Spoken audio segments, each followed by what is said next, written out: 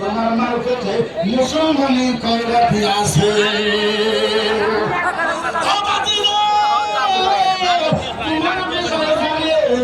তোমার মা আমেনা বলার পর তোমার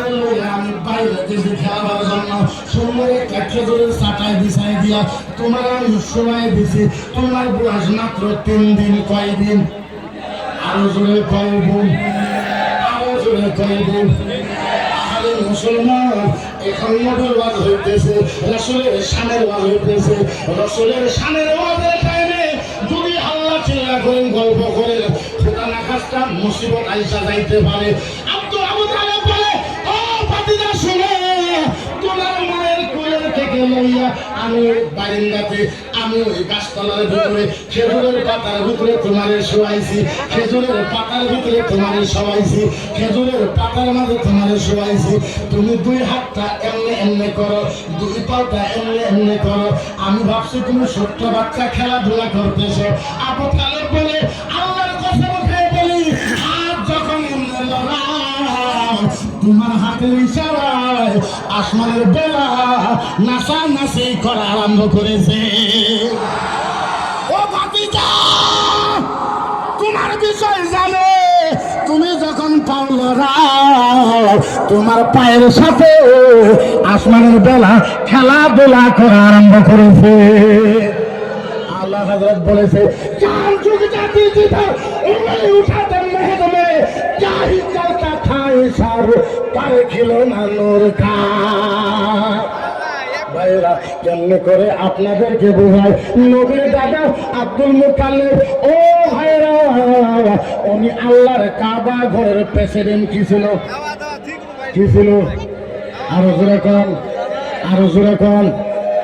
কাবা ঘরের প্রেসিডেন্ট এবার আব্দুল মুতাল্লিব বলে আমি আমিনাকে বললাম ও বৌমা আমিনা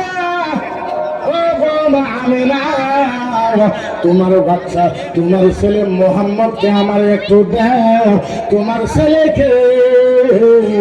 আমি আল্লাহর কাবা ঘরে নিয়ে যাব আচ্ছা আপনারা শোনার জন্য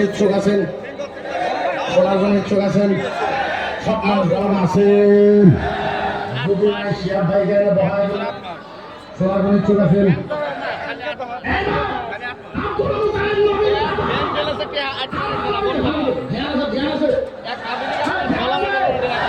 আমার দিকে তাকাও